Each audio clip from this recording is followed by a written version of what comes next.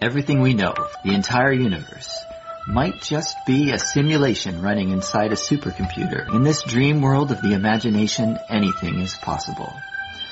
Join us on the Simulationist podcast as we explore our culture of simulations. Hello, everybody. Welcome back to the Simulationist podcast. This is the 172nd iteration of the show, recorded on the 20th of December, 2015. Happy solstice. That's right.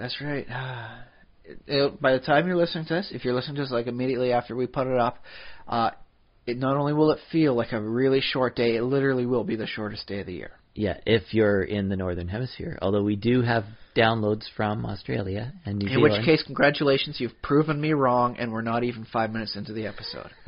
you blow me out of the water. In which case, it'll be like, well, they'll have the solstice for the other, and it'll be the longest day of the year for them. Yeah. You Southern Hemisphere glowboats, just stealing all our sunlight. Yeah, they've got all our sunlight, yeah. Just by way of introductions, that other voice that you hear is Ryan Kirkby. Once again, breathing through my nostrils. Woo! And I am Josh Trelevin, and we are your hosts and co-hosts, respectively. By-host. We'll split the chores on the by-host 1, by-host 2. Yeah, sure. Semi-hosts. I will come up with terms for the whole thing later. I mean, yeah, it's not important. We are ever-changing the same people every week. So, Josh, Episode 7, Force Awakens, you seen it yet? Oh, no. So, I guess, yeah, we're not going to do spoilers. Yes, that's what we're going to mention. Okay. I'll throw out a complete crack theory. Episode 9 reveal. Okay. BB-8 is R2-D2. He just, had the program copied and put into a new machine. Okay, yeah. There you go. If I turn out to be right, I have absolutely no basis on which I got that information from. That's just my wonderful, just completely off-the-wall theory, and if it manages to stick and I'm right, you heard it here first. I totally called it. Right. So before I even saw Episode 7, I called it. This is going to be a Star Wars-heavy iteration of the show, but we're not going to... spoiler-free. Yeah, it's going to be all about the episodes 1 through 6, pretty much. And, like the associated books and all that stuff. The expanded the lore. Universe. But, yeah, not so. But, I hope everyone appreciates that we managed to get you both Star Wars related while Star Wars is hot, and yet still managed to be completely spoiler-free. I guess, yeah. It's not an easy thing. I mean, this doesn't happen. We can work this and we can do this, and I think we can manage to make it without ruining anything for anyone. Yeah. Unless you're just the kind of person that wants to just watch the movies and ignore it anytime thereafter. But shame on you. It's a good concept. It's a good universe. All right. Shall we talk about but just before we jump into Star Wars. What you been doing this week then, Josh? My week in simulations. That never really happened or completely happened. That's right. I watched The Martian, the movie, in IMAX 3D. That's the Ben Affleck one? It's Matt Damon. Matt Damon. Okay. I was half right. They're two sides of the same coin. They're pretty much the same guy, so, yeah. I picture them in some sort of Janus-like sort of formation where they're back-to-back as one cohesive character.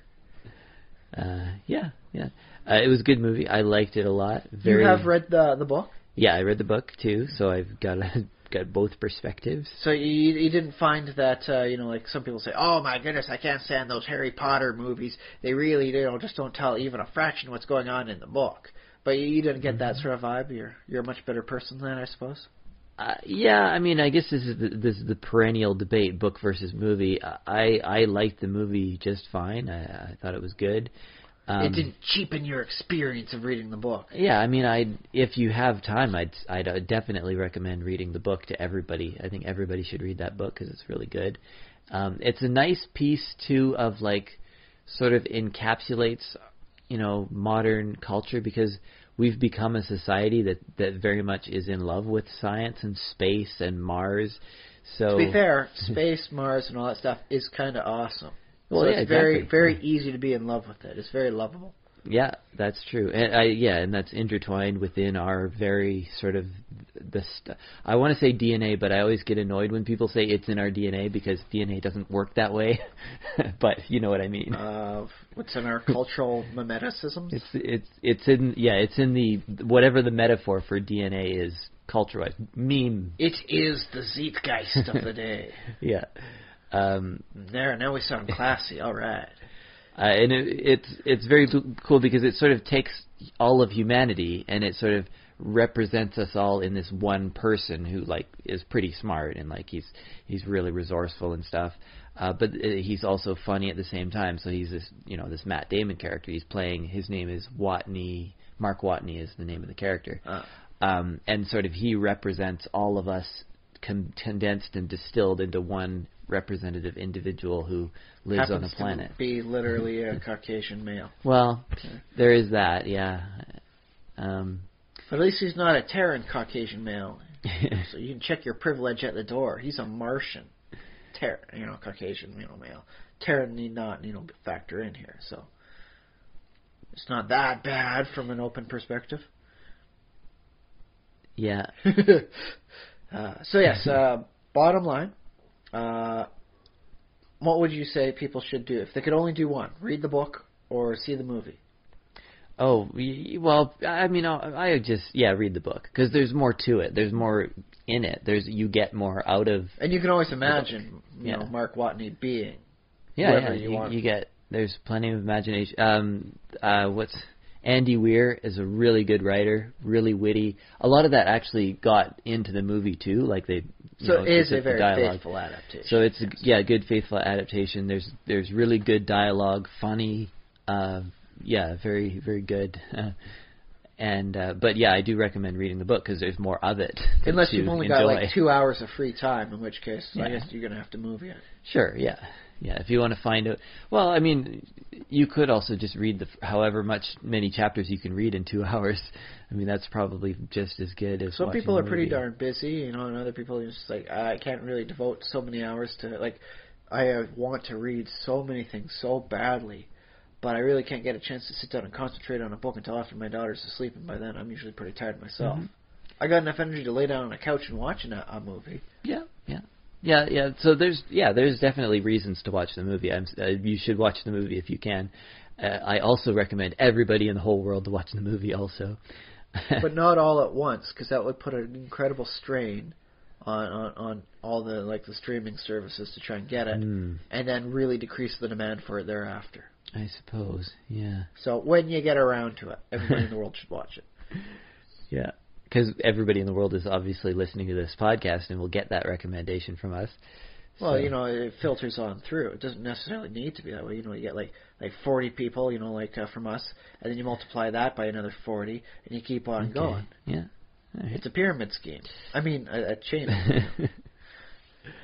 One other thing I liked about the Martian. I forget what I was going to say. It was a good movie. It was a good movie, but apparently somewhat forgettable. It wasn't forgettable. I just have a bad memory.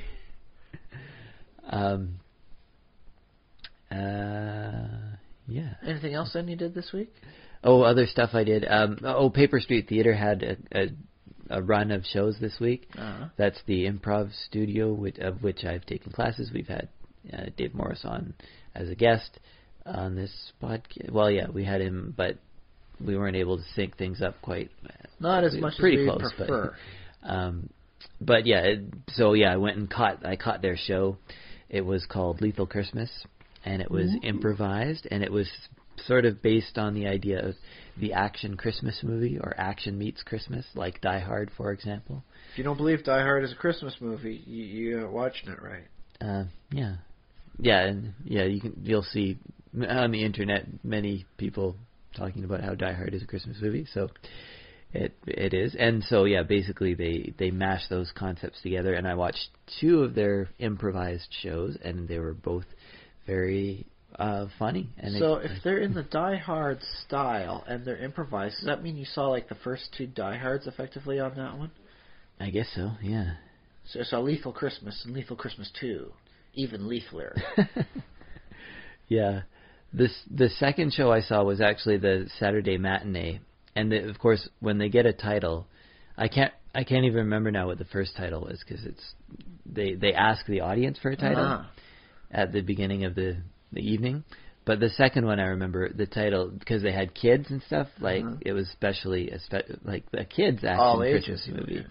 But yeah, they were asking the audience for suggestions for like the title, and the one they went with was "Somebody is Stealing All the Candy Canes." They must be punished. You will get the candy canes back. You will suck on them till they get that nice sharp point, and then you start poking them.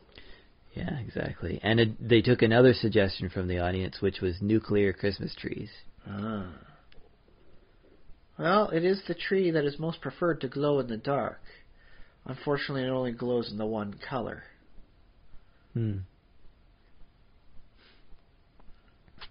Not bad though, not bad. It was good to watch. So yeah, I had a lot of fun just watching. Paper Street, like it's really like they're really good at what they do. Like I can't stress enough like how much I like that group and those people.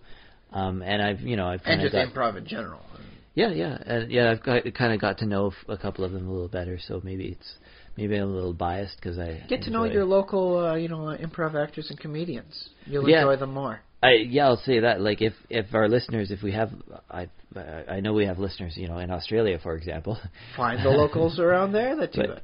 Yeah, definitely. Wherever you are, there's going to be an improv troupe that you can probably watch. Unless you were like in like a town of like 40 people. Yeah. Then start your own. Yeah. Then you'll be the person. Yeah. Yeah, so I mean that was basically all I did. I had a week where I did a bunch of other stuff, some Christmas shopping and stuff. But those were real things, not fiction-based things. Yeah, reality. How about you? What did you do? Anything? I had a weird dream. Okay. That's so thing is, in the morning, I drop my wife off at work. I come home with my daughter, and we have a nice little breakfast while watching some cartoons on TV. And it's a nice way to get her prepped up and, with a good meal in her belly before I take her to daycare. So I take her to daycare, and then I've got a little bit of time to myself. And so I decide, you know what, I haven't been feeling too well. I'm going to have a nap. And I haven't been feeling too well this week, so it's, like I should probably get as much nap time in as possible. So I set a little alarm clock on the computer, and I go down to just relax. And I have a quick short dream, which is rather, odd, because I usually don't dream, one, while I'm sick, and two, while I'm having just a short nap, right? And in the dream, there's a commotion going on outside. So I get up from the bed and I go look outside to see what's going on. And there's the landlady of this apartment complex I'm living in, and she's forcing two clowns that have apparently been squatting in an apartment. And she's forcing them out, and they're not just just like clowns dress up, but they're like all they talk is in like honks and woohoos. As she's forcing them into a car and getting their stuff in there, is like, you gotta get out of here, you're not paying rent, not send no clown squatters here. And I can't for the life of me figure out where my brain decided to just pick clowns. It's like, why would there be clowns? Why would they be squatting in an unused apartment in the complex? And why was the landlady so incredibly upset and forcing them to get evicted, like on her own? Because in a case like that where there's squatters, it's like a proper matter for the police. You get them there to make sure everything gets handled by the book. Not that actually has ever happened here, to the best of my knowledge. So I have no idea where this dream came from, but it was so weird. I said to myself, "This is so like out of the norm. Like, am I dreaming?" And then I woke up 30 seconds before the alarm goes off, and it's like I was dreaming. It was a dream so weird it forced me to wake up. Clowns? I don't know why, but there we go. It was kind of entertaining to watch, so I guess clowns actually are that entertaining when the circumstances are right. Who knew? Yeah, makes sense. Yeah. Well, I think part of the origin of clowning is it's basically like pantomime, and in that they might even take a situation like that, like getting evicted out of an apartment, and turn that into a clown skit. So it's possible. Okay, I'd have to see that, but I don't think it would work well if everybody was a clown. It only works well when like one group of them are clowns. Yeah. Because my landlady was the landlady. I've known her to be for about a half decade now. Okay. Yeah. So it's, like just no reason why it was a clown, but apparently it made the situation so bizarre it woke me up. All right. Other than that, I got a chance to see the movie Kick-Ass. Kick-Ass? I know. This is a couple of years behind the times, but I found it. It's like, oh, hey, I'm not going to pass this one up this week, and I'm gonna watch it. I liked it up until the final, scenes. The violence was always portrayed very realistically, and I found that to be a refreshing breath of air in a lot of superheroics. Like I've mentioned this before, you look at some of the older movies, and when a person gets injured, that injury is with them for the entire time. Yeah. Escape from New York is a good one. Snake gets hurt in the leg, and he's pretty much limping for the rest of the, like anytime he's got to run, it's a bit of a limp going on with him. That injury actually stays. Whereas in a lot of the more recent movies I see, it's like, okay, yeah, we just like punch each other a whole lot, now let's just walk away like nothing ever happened. That only really applies to Wolverine and other people with like healing factors. Everyone else should at least be limping off a little bit and just be sore for a while after, depending on the severity of the injury. So yes, the very realistic portrayal of violence was very refreshing, and it really did help add to the sense of like this is like a sort of like a real world sort of story. Like this could potentially happen. Other than that, I found the character of Kick-Ass to be so much less prepared for anything heroic than anybody else doing the heroic stuff. Oh yeah. Like he was just not ready for it. He had the heart in the right place, but everything else was just so. Well, for people who don't know what the movie's about, the movie Kick-Ass is about a guy, like a young guy. I think he describes it best in he's chatting with his two friends in the comic book store, and he's like, why doesn't anyone want to be a superhero? We got 1,000 people who want to be Paris Hilton, but nobody wants to be Spider-Man. And that's pretty much a direct quote from the movie. And I found that one really ringing true in my head. It's like, okay, like Spider-Man is, got powers above and beyond like anything humanity can do. The guy can lift 10 tons with his fingertips. So yeah, he's a little bit beyond, average heroics. But I mean, the concept is that like there's so many people that are indulging in like the superhero fiction, and yet when the real world circumstances come in, they just turn a blind eye. They don't want to deal with it. They don't want to put up with the hassle of being the hero. And this guy decides, you know what, I've had enough. I will be a hero. I will stop the criminals. I will do something.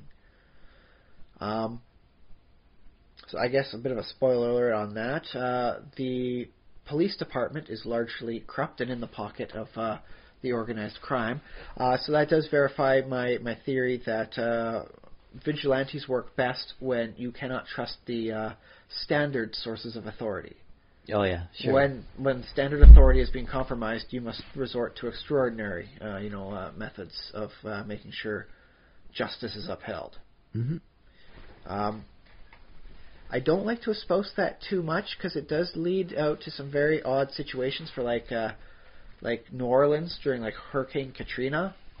It's like, okay, that would be a prime example of where you should have vigilantes. It's like, no, that's a prime example of when everybody should try and find higher ground and just not shoot each other. Yeah. In which case, anything you do to help out your fellow man in such a circumstance, I mean, congratulations, that's heroic. You don't need to be super heroic there. Just saving anyone in a situation like that is, 2 thumbs up, good enough, buddy. That's it. I think the characters I liked the most were Hit Girl and Big Daddy. And not just because Big Daddy's portrayed by, like Nicolas Cage. I mean, he's entertaining no matter what he's doing. You could just have like a short film of Nick Cage's day off, and it would be worth watching. He's Nick Cage. That's just how it goes, right?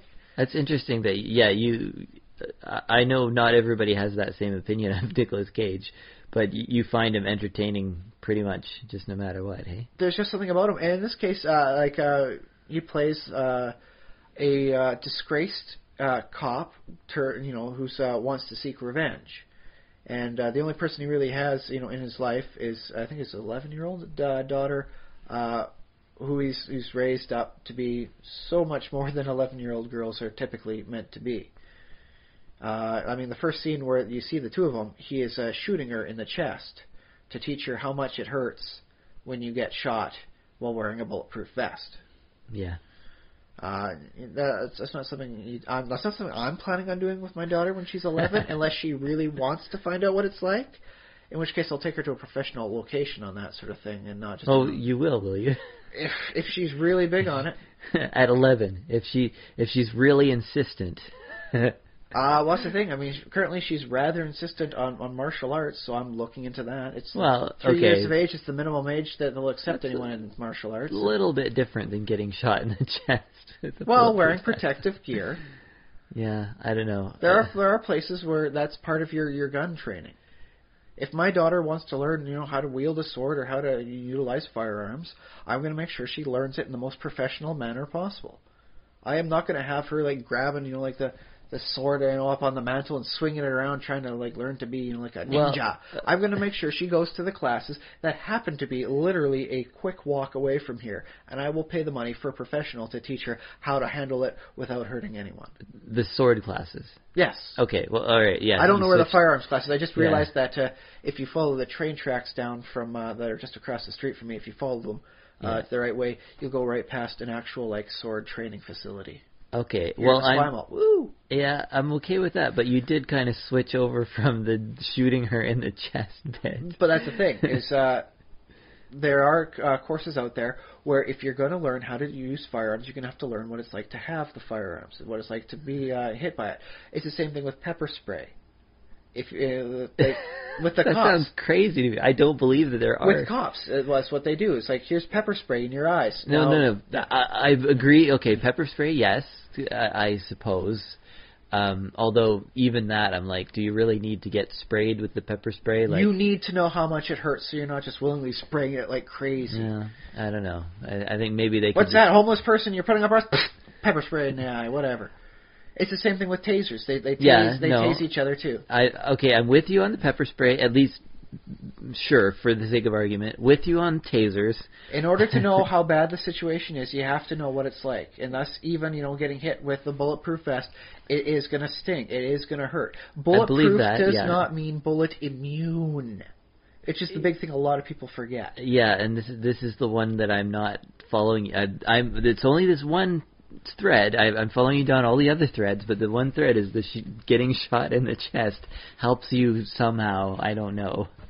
Less likely to just wield a gun all willy-nilly. Because even under the most stringent protections, it's still going to hurt to get hit by this little piece of rocketing metal. What I do believe you that there's probably somebody out there who also has this crazy crackpot theory that getting shot with a bullet with a bulletproof vest is somehow going to help you.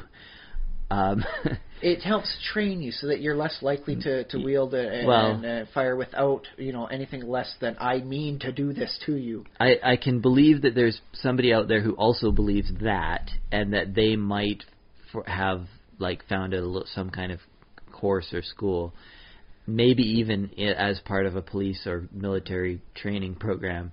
But it's not going to accept 11-year-old girls. And so I'm not going to say that just whenever she wants to get shot, oh, Daddy, what's this like? What's it like to get tased? I'm not just going to do it. She's going to have to convince me that she is serious about this first. And you think at 11 she's going to have the powers of persuasion to do that for you? Well, she's kind of persuasive now as is. Right. She's only going to get to know me better as time goes on, so she's going to be able to tailor it specifically to she's me. For my 12th birthday, Daddy, what I want more than anything else in the world is to get shot is firearms in the chest. training. If she wants firearms training, I will make certain she is trained properly in firearms, and I want to make certain that she knows just how dang painful it is. Because, even getting grazed by a bullet still burns you, and that's something not a lot of people realize as well. At the speeds it's going, it's a friction burn. Even if it just grazes your skin, you literally get burnt by it. Yeah. It is a very dangerous thing. That's why there's laws and regulations and licenses and all sorts of fun craziness to go through just to be able to get yourself in a situation whereby you can have one without everyone, phoning the cops on you. This is surprising to me because I thought that I would be, of the two of us, I thought I would be the more likely to put someone in harm's way in this sense to learn something, but I learned something. But see, that's the thing. It's done right, she will not be in harm's way. she will be in a situation that is fully, able to help out, like with any bruising that happens for being shot in the bulletproof vest. Yeah, but like, I guess I'd have to see the setup. Like, well, that's the thing too. I'm not just going to say, oh yeah, like here's some cash, just shoot at my daughter. I am going to make certain they're following everything to the level I am satisfied with before I would even agree on that sort of thing. But so I guess there would like I'm imagining they would have like a plexiglass wall with a tiny little square cut out. Like that's about chest sized. When I was watching the scene where Big Daddy shoots Hit Girl, that's exactly what I was thinking. It's like, okay, if I was going to do this, I would not have it be out in a situation like this.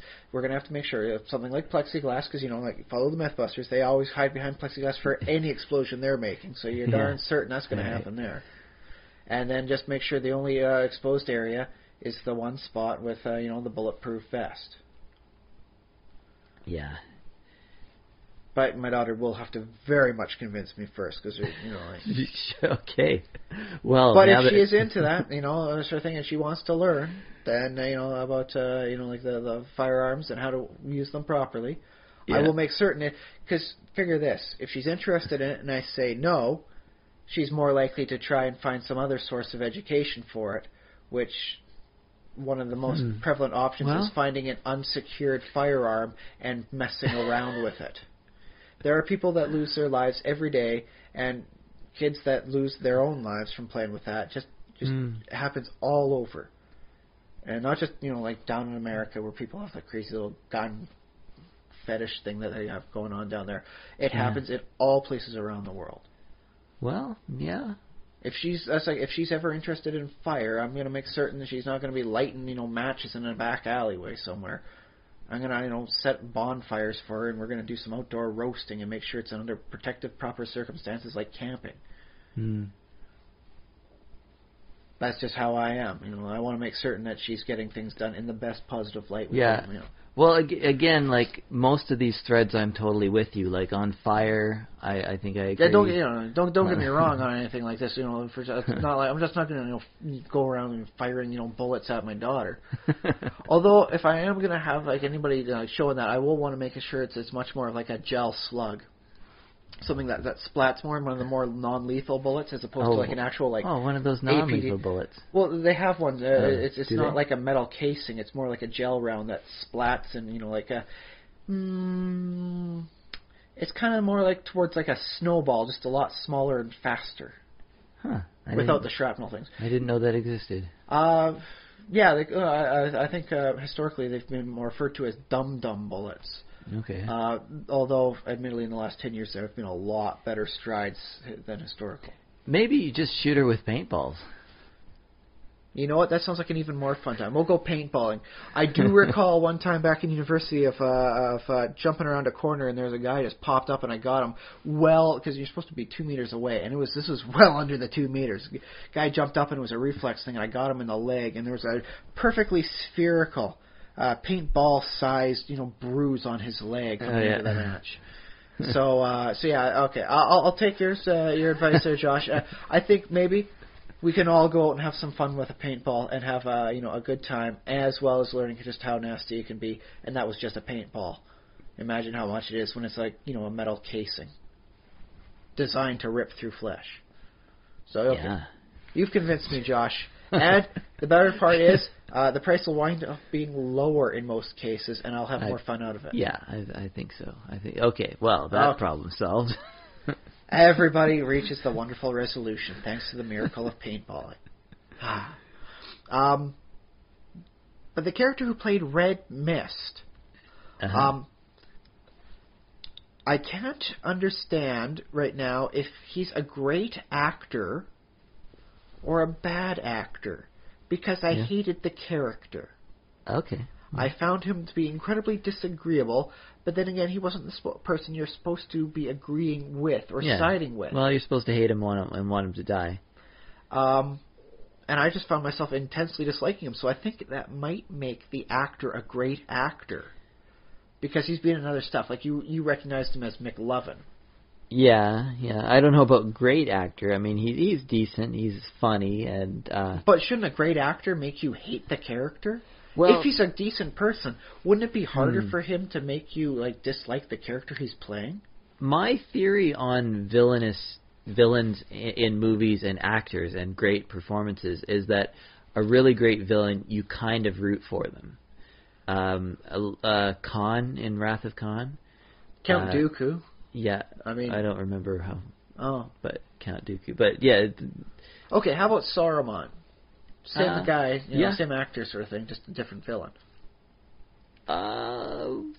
Yeah, in a way, yeah. I think somebody probably roots for Saruman, and you feel a little bit. Actually, in The Hobbit, you get a little bit more character development of him as more of a good guy, and so you get a little sense of like where he's coming from and why he turns. So I actually think if you put all those movies together, that yeah, you do get a more sympathetic Saruman, even though he is a villain. Sauron definitely, there's nothing sympathetic about him. He's just pure evil, which I actually think is a flaw in the whole Lord of the Rings books and movie. I don't know. I kind of liked how it's like his master Morgoth, like the evil god, the real evil god, not just Sauron. Like this his power on Middle Earth. Yeah. He was the guy who created the disharmony in the Song of Existence that allowed evil to exist. Yeah. And yet it is said that Sauron, who sang with him, knew the song more in his heart than even Morgoth knew. Oh, okay. So while Morgoth sang the song originally, Saruman mastered it. And thus that's why he's the better evil, the more active evil in existence. Yeah, I believe that. So he is the pinnacle. It's not just as though he was the better evil. He is the artisanal evil. He's the evil that really comes up and makes it his. Yeah. And that's why you're rooting for him. He's like the Mozart of evil. No, well, if you bring in the Silmarillion, then yes, I agree with that. It sort of fleshes out and completes that character, and I think in that case, yes, you can root for Sauron in a way. Like he's more developed. But if you just take the Lord of the Rings and the Hobbit, I don't. All he is just I'm the big evil guy. I You think must oppose me big, because you're big, good. bad evil guy. Yeah. I don't. Well, it's been a while since I've read the books, but I'm not sure if they mentioned the whole backstory of Sauron in the Lord of the Rings books. There was a lot of backstory going on, like what he was doing, like with the rings and all that sort of stuff. Yeah, he was fair and beautiful, like the elves themselves. But they didn't really explain like how he turned or anything like that, right? I don't think. He heard the song. The discordant song of evil. But I don't think that comes up in Lord of the Rings. Maybe it no, does. that doesn't come up in the Lord of the Rings. Silmarillion. That's all Silmarillion stuff. That explains his backstory. But I mean, yeah, I suppose you could make, if you take in the whole historical lore of that whole Tolkien universe. Yeah, I think he is a compelling bad guy. He is a tragic figure, which I think, yeah, that's my favorite kind of bad guy. I don't like a lot of movies will just do that just for the sake of it, just throw in this guy's bad. He kicks a dog. There, you know the TV trope, yes. Kicks the dog, and therefore that's the bad guy. I've seen worse tropes than what he does to the dog than kick it. Yeah. Yeah. Yeah, exactly. Yeah, the bad guy just does something terrible, and it's like, oh, okay, now audience here, hate this person. Whereas I think, yeah, a really good villain is like a hero unto themselves, which I think we've talked about in the podcast before. Every villain thinks they're the hero of their story. Yeah, and so that's my theory on it. But you don't necessarily except for the villains who see themselves as doing the necessary evil because they're the only ones they can trust to do the evil without becoming too corrupted by it. Yeah, that's a similar thing. They believe that they're... But in which case they actively know they are being the villain, but they're the villain that, like the world could live with as opposed to the one that it suffers under. Right, and it's sort of it's all for the greater good. Like, I'm going to do this evil because there's a greater good in ultimate... It's like, this guy is horrible, and if he's allowed to exist any longer, he will only perpetuate more suffering. Therefore, it is a heroic villainy for me to kill the Joker if I get the chance to make sure he has no victims, and that way Batman will never have to sully his hands. I must kill the Joker to be the better villain and get rid of the worse one. Mm-hmm. And then Batman can lock me up wherever he wants. I'm not insane. I did that for completely legitimate reasons. Which I think would make for an amazing little Batman story. Yeah, if somebody killed the Joker. If somebody tries to kill the Joker, so that Batman would never get the temptation to. Oh, yeah. Something, like, maybe the Red Hood one, like the second, one. Because, the second Robin, he died, came back as the Red Hood. Right. Yes, in which case, because he got killed by the Joker, I could see him, like, wanting revenge and then making the excuse, like, no, it's just to make sure that you never, eventually succumb to the temptation of killing the Joker. This way your hands remain unsullied and I get to kill the person who killed me. Well, all right. Yeah, it's done right. I think it could be a very nice, compelling story. Good character defining things. And then maybe get an official explanation for why Batman doesn't just lock the Joker up somewhere and throw away the key. Because let's face it, Arkham ain't working for him. Insanity is doing the same thing and expecting a different result. The more Batman has Joker locked in Arkham Asylum, the more insane Batman looks. Yeah, think about that. Yeah. All right, but this character, I mean, he's annoying, and he's written to be annoying. Yes, that's right. Yes, the Red Mist. Yeah, he's supposed to be, hated in a certain kind of way for many reasons and all that. But I found everything about the character to be. Well, there were some bits that made me think, I was like, oh, what a kind of a tragic sort of, character.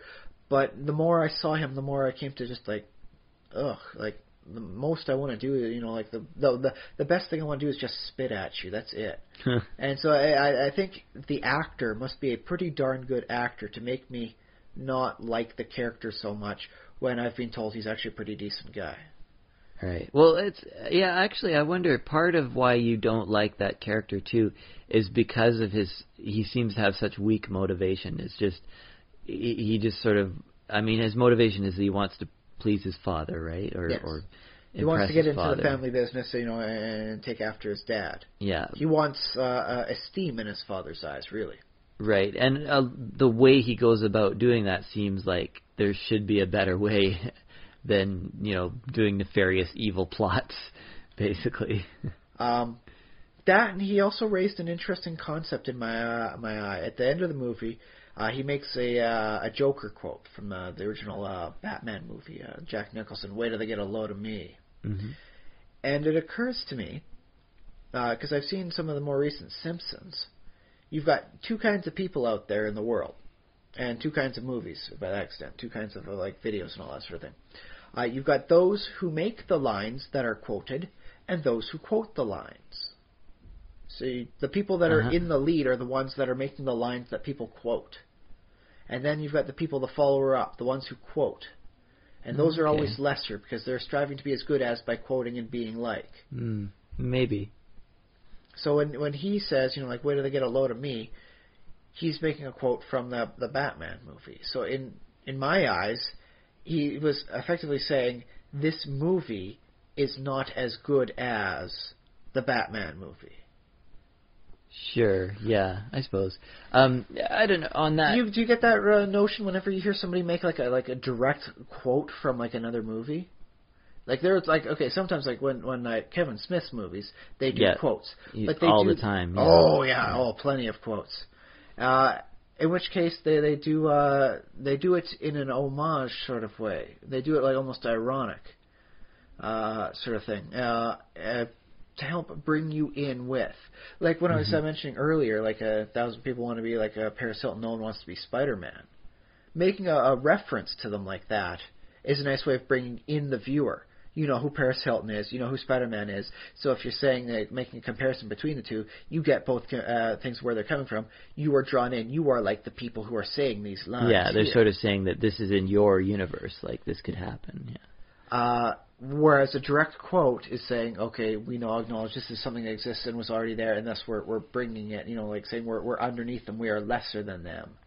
Whereas stuff like Kevin Smith's quotes, they're used in almost an ironic context, where the quote is is it situationally appropriate? Ha! Snoogans, I gotcha.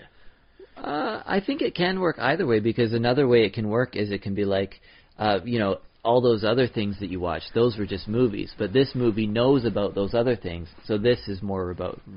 It's a higher order of stacked reality. Yeah, because we know about all those other cultural references, but this is Spider-Man's never going to get a Kick-Ass reference.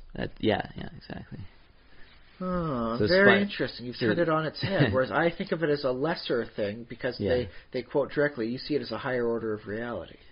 Yeah, depending on how it's used. I mean, I think it could also just be, like, I don't know if the character was aware that he was quoting a movie. Yes, as the guy said, where do they get a load out of me? Okay. So he was very much willingly quoting from the movie.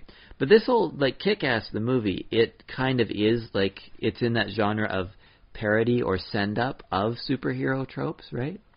Or just or very self-aware. More realistic retelling thereof. Yeah. So because they draw in, like, the guy's suit, like, It's a wetsuit for Kick-Ass. He refers to himself, I'm just some, like, moron in a wetsuit. Yeah. He is, but which, by the way, was one of the things, like, dude, if you're going out there and you're going to, like, stop, violent crimes, you should get body padding protection. It's not that hard. I've looked it up. The prices are fairly reasonable, and you get stuff like full body suits with proper padding on a lot of the very sensitive areas. Yeah. Well, isn't that the whole deal with Big Daddy? Is he has basically a Batman-style body armor? Yes. Well, because he knows what he's doing. He's thought this stuff through. Yeah. Which is why I liked Big Daddy and Hit Girl a lot more, despite the fact that I found them to be much more violent than I like my vigilantes to be. Right. Which is another point on the realism scale, is that vigilantes often aren't, squeaky clean. No, the way no, they are no. in the, comics. At the very least, there's multiple assault charges going on, tampering with scenes of a crime. Yeah. All sorts of stuff like that. Which I'm willing to sometimes look over if the story's, going in the right reasons for it. But this really brought that to light. It's like, no, if you're going to be a vigilante stopping crime, chances are you're going to have to hurt someone, and in many cases, you're going to have to kill or be killed. So, But yes, I really did like it. If you find out there that, like the Marvel movies, are a little dramatic for your taste, it's like, oh, okay, yeah, he got injured, but now he seems to be doing okay. This one will play a little bit more towards your sensibilities, I think. Right. Yeah. Good actors and actresses all around. Yeah. I dug everything about that. I would have liked to have seen Kevin Smith in the background of the comic book store, just as a crazy cameo. Actually, yeah, this movie, Kick-Ass, it does feel like Kevin Smith in a lot of ways. Yeah. Yes, it has some of his earmarks there, although he was not involved in any aspect of it. But it does share the same love for the comics industry that Kevin Smith is all about. And so you can sense that shared love. So if you dig Kevin Smith, you're probably going to dig Kick-Ass as well. Yeah. Do you have a dwarf rating to give it out of 13 dwarves? I'll give it 11 out of 13 dwarves. All right. Because when the violence stopped being realistic, it was almost a little over the top, even for like superheroes. Too much for you. Don't get me wrong, I was entertained by it immensely. Okay. But it was a little bit of a change stuff, in pace than like what it was before. Realistic violence, almost cartoonish violence. Yeah. Oh, I was going to make another point about Red Mist in that. Without spoilers. Yeah.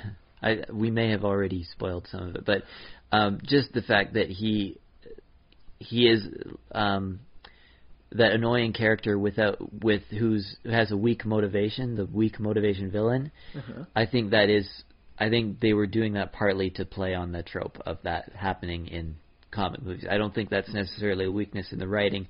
I think they made that choice. His motivations get better as time goes on. That's so he gains more motivation, more legitimate motivation. Yeah.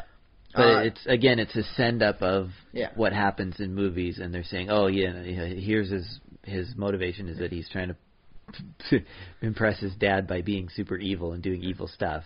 That's obviously a parody of what we've seen in other superhero movies. But yeah, the only other point that it loses for dwarf wise is because the Kick-Ass character, while full of heart, is really not a very good superhero. Okay. Yeah. Although, I do give him full marks for why he eventually wants to get out of doing the superhero stuff. Mm-hmm. He has reasons to not. He has better reasons to not be getting in harm's way all the time, and I really respect that. I mean, I saw very good shades of Peter Parker in that. If they had done why does Peter Parker hang up his suit? It's like, have you seen my wife? Mary Jane Parker. I mean, have you seen her? She's like a supermodel, and she's in real love with me. This isn't just some like, oh, the boy next door. I gotta love him because what a wonderful loser he is. It's like, no, this is true love. And so like if anyone's gonna hang up, like their tights, like Spider-Man's got a good reason for it. And if he says that explicitly as his motivation, I am completely buying that. It's like dude, like I got reasons to live. I got like stuff that like why I shouldn't be getting myself in harm's way, even though I can lift 10 tons. So I can see him maybe just being like super scientist Peter Parker as opposed to superhero Spider-Man. Mm-hmm. And let's face it, he can do more with his brain than he can just by lifting up 10 tons by his fingertips. That's a good point, yeah. He could contribute a lot more to society by being a super genius. If he develops his super genius in the right ways. Yeah, like he could invent a new strain of wheat or something, or, not that, I mean, I think we're doing okay. I mean, his epoxies alone for temporary glues with his, spider webs is a brilliant work alone. Yeah. But, like, yeah, he could feed millions of people by inventing a new, something. But yes, okay, enough on that one. But, actually, I was going to give a rating, just remembering so you have seen it. And off of my memory, I'd give it 13 out of 13, like, full marks. Even though the kick-ass character was, like, the weakest of that didn't bother me, I mean... not physically weakest, but just a lesser superhero. Yeah, because I feel like that's part of the story. His superpower was heart. Yeah, which I liked about it. I was like, that's. I respect it, but that's the story they're telling. If he's going to be the main guy, he's got to rise from the ashes. He's got to be the one who saves the day, which arguably he only contributes to saving the day. I guess there is one. I suppose one thing that it suffers from, that all superhero and all action movies suffer from, is that the hero just is so lucky. So just because he probably should have died, he got every bone in his body was broken. Slightly spoiler a bit, but his first attempt is to stop crime gets him stabbed in the gut, and then he gets hit by a car who does a hit and run, and just, oh my god, panics and drives off, never gets caught. I like that. That's realism there. That's horrible realism, but realism. Yeah. And then he basically gets like pretty much everything broken, and because that's how he gets his like super power effectively in there. There's like dead nerves from all the damage that's accrued to him, like a lot of metal in his bones to help up where everything got broken. And there was a lot of breaks to help need with there. Yeah, but then after that, it's sort of, there are moments in the movie where he just gets lucky, and also where Big Daddy and Hit Girl help him out a lot. They help, and also they are very lucky also. And yes, they do some pretty awesome, like they're very skilled. They're much better trained though, so I can trained. see them going into this sort of thing and believing them coming out the victors a lot more. Yeah, but I still don't. I still feel like the movie was trying to fight against that idea of the heroes just always being lucky and always. And which was something I liked, because I mean, like the first appearance of the girl as Hit Girl, she makes one mistake, and through the radio comm, the dad gives her actual proper police tactics. Always try and keep your back to the wall, and that's like, yes, if I am going to write a superhero now, and I'm going to make them seem professional, I'm going to have to learn proper police tactics for how to police handle these dangerous situations. Keep your back to the wall. Well, I guess unless you're fighting a villain that blows holes through walls, you're pretty solid on that piece of advice. Congratulations. Yeah. But I still give it the full 13 out of 13. I give it the full marks. I just like it when if the hero is like the main character sort of thing, that they wind up having the ultimate power of like determination. When it comes down to it, sort of thing, it doesn't really matter how cool your gadgets are. It matters what you do with who you are and whether or not you keep getting up, even when everything says you should probably stay down. Yeah, I like that. Yeah. I suppose if you tell me it's more of an ensemble cast with all the characters coming in, and he was just the unifier on it, I could see that in a much more benevolent light. But yes, I liked it. I want to try and get a copy of the sequel to watch, and I am definitely going to wait a while before my daughter watches that. Because the thing, my daughter likes like good physical violence and prop comedy sort of stuff. The Three Stooges will vastly entertain her. whenever she's watching their violence. But this stuff was very realistic violence, and I don't think that would be good for her psyche to see. Not at such a young, formative age. Okay. So yeah. So that's my review, and that's this week, for what I've done. Although I did come across a concept, and this is going to go into the Star Wars thing that we've got. Okay, yeah. A person positing the theory that the Jedi Order was not all that good, and that the Sith need not be all that evil. Okay. And I don't have the thing with me and all that, but because I can break it down basically into the one mantra that each side has. Okay. Okay. So the Jedi Code has a mantra. It's about for the whole light side. There is no emotion, there is peace. There is no ignorance, there is knowledge. There is no passion, there is serenity. There is no chaos, there is harmony. There is no death, there is the Force. And the person basically picks that apart. It's like, one, there's no emotion is bunk. There has been no Jedi shown in the movies, and pretty much any of the expanded universe, that does not have these moments of intense emotional outburst. Yeah, but couldn't you just say it's an ideal that maybe, sure, they don't live up to it, but at least even they the try. Jedi Masters can't meet that? Well, maybe not. Maybe it's just something you always strive towards. I do like this part of the line because it says, in my mind, the greatest Jedi of all time would be the Vulcans. And that's pretty rockin', like Luke Spockwalker, the greatest, Vulcan, Jedi that ever was.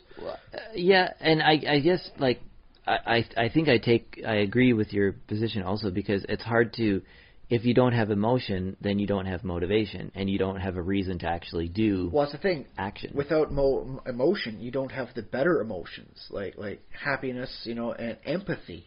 Yeah. And, like, what sort of person are you if you can't be empathic for those around you? Yeah, and there's no emotion, there is... Peace. Peace? Okay. Yeah. Peace is good and all that, but let's face it, there comes time when peace isn't exactly what's needed, when the situation isn't good. Yeah, now this... And the Jedi seem to cause a lot of war when they go. This or might they seek out war in a lot of places. This might be a good, like, sort of a mantra to have, especially if you're going into combat and you need to psych yourself up or whatever. There's different schools of thought as to how... Well, the thing is, it could be phrased a lot better. Like, as a war mantra, I think it could be very nice on that one. In war, find the peace and don't, leave don't the emotions freak out behind. Yeah. That goes to my own saying. The more you want to freak out, the less good it's going to do you. Which seems to hold very well. The more you really want to panic, the more good being calm is going to help you out in this situation. Yeah. Unless you're being chased by a bear, panicking, and getting that adrenaline surge probably isn't going to help out that much. And I just the other thing I want to say about there being no emotion, there's no emotion, there's peace, is that I think another way to interpret that is that emotions are sort of illusions, or there is no emotion. They're a way of coloring reality. Yeah. So basically, emotions aren't real. They're sort of, you're talking about your foundational reality is actually peace, or, some version of that. And that emotions are fleeting and not real, so don't focus on them too much. But it could be stated so much better. Yeah, yeah. I imagine that as a counselor, the best way to make sure that you're seeing the proper side of both things is not to have any emotional confliction with anything going on there. The more emotion you have in a situation, the less likely you are to see its objective nature. But that's not how it's stated here. Yeah, I think, well, on the point of everyone having emotion, I think I have to agree with you, because we all have our point of view, we all have our motivation, and you can't really get outside that. So yeah, I think you're right on that being, I don't know. Again, though, is it ever stated in the movies that the Jedi are perfect, good, or anything like that? It's just an ancient religion, right? It's just not even... An ancient martial religion with, large power grouping, They go into war. They are like an elite. Well, that's the thing is, it'd be like if you were to cross the Navy SEALs with the Catholic Church. Yeah, you'd get something like that, which admittedly sounds pretty damn boss when I say that out loud.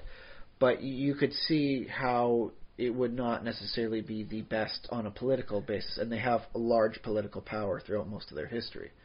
Yeah, exactly. Yeah, I think the Catholic Church analogy is a good one for the Jedi Order, because and from some historical points of view, people are like, oh no, the Church is the ultimate expression of goodness. They're perfect. The Pope is infallible. He's got a connection directly to God. This guy is connected to the force of the universe. Yeah. Like, how am I going to say that you're wrong when this guy is connected into like universal harmony?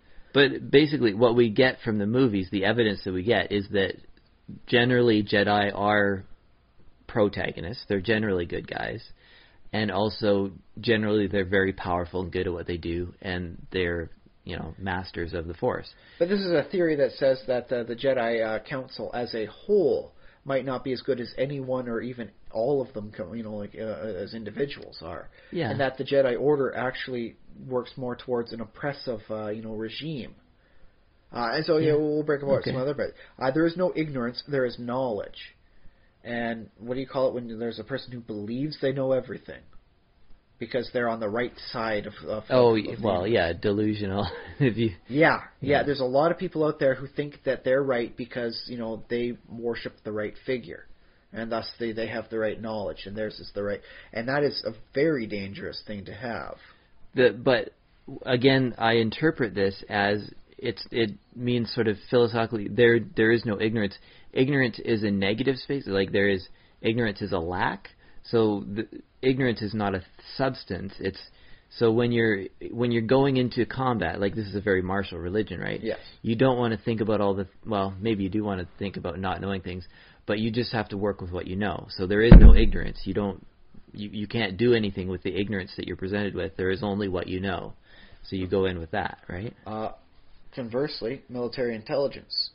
You have your known knowns, your known unknowns, your unknown knowns, and your unknown unknowns. Yeah.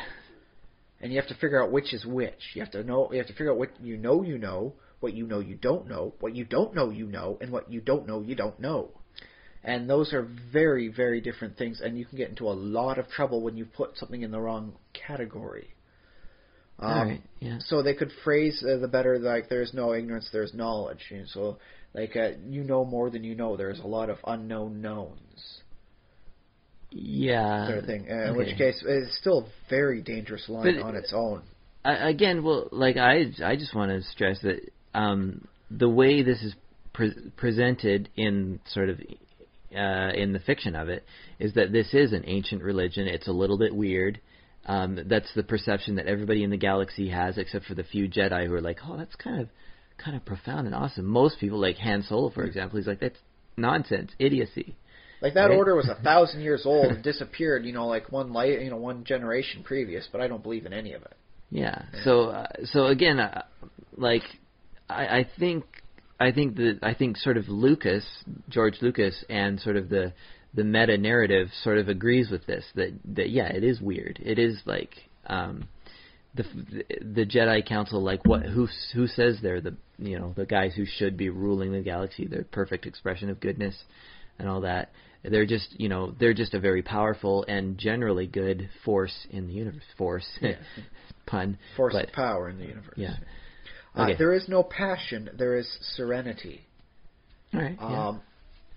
That's pretty much the no emotion, no peace again, right?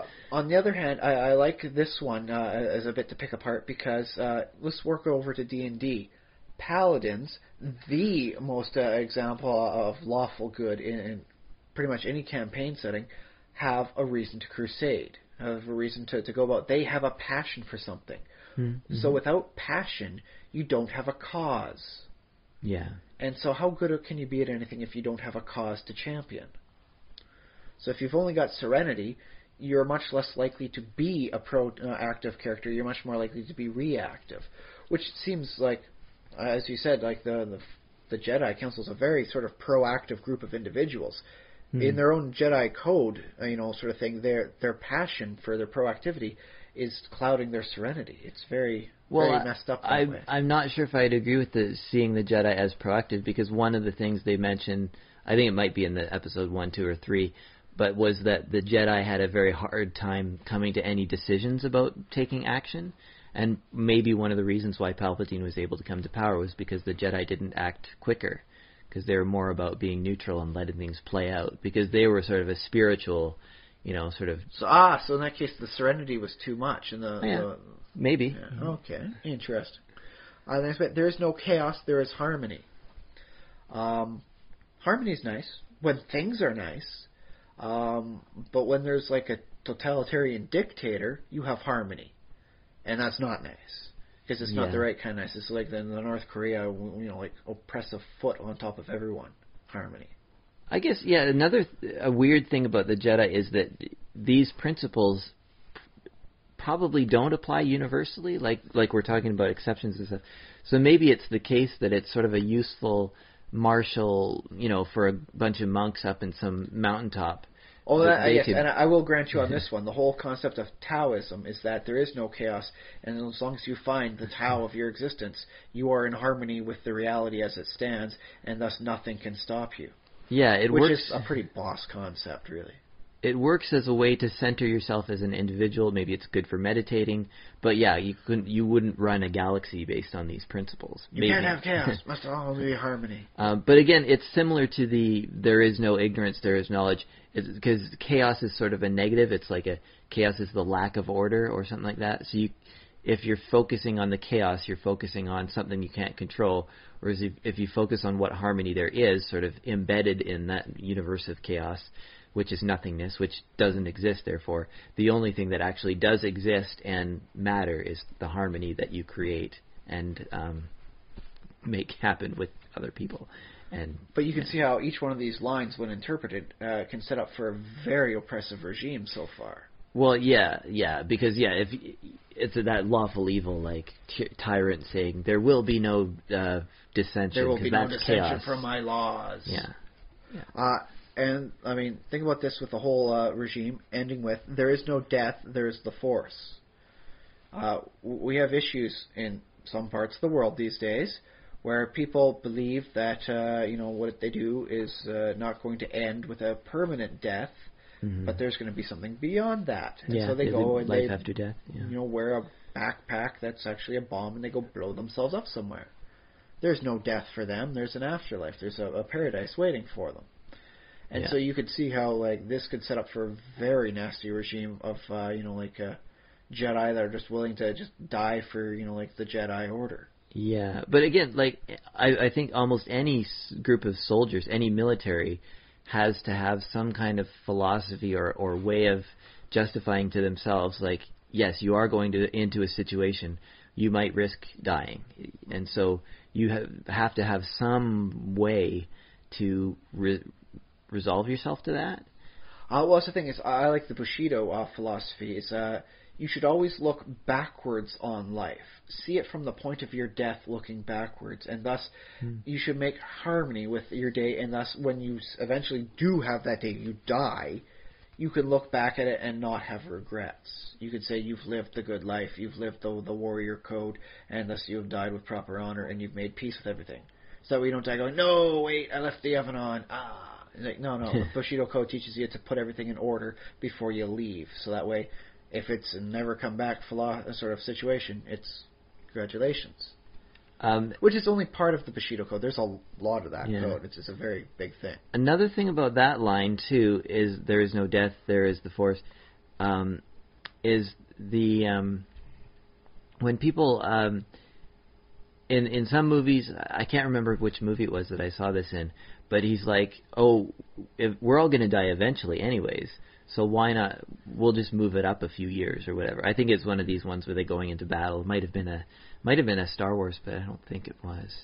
Don't take life so seriously. No one gets out of it alive anyways.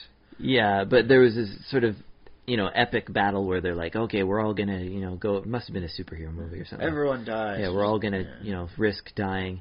So, but if we die, we're going to die anyways, but might as well, move up the schedule a little bit. I should remember what specific movie that was in, because it happens in multiple movies and stuff. I could try looking it up, but honestly, my computer's really slow for that on that. No, it's fine. It's probably in lots of movies. I had another point about the death thing, though. Okay.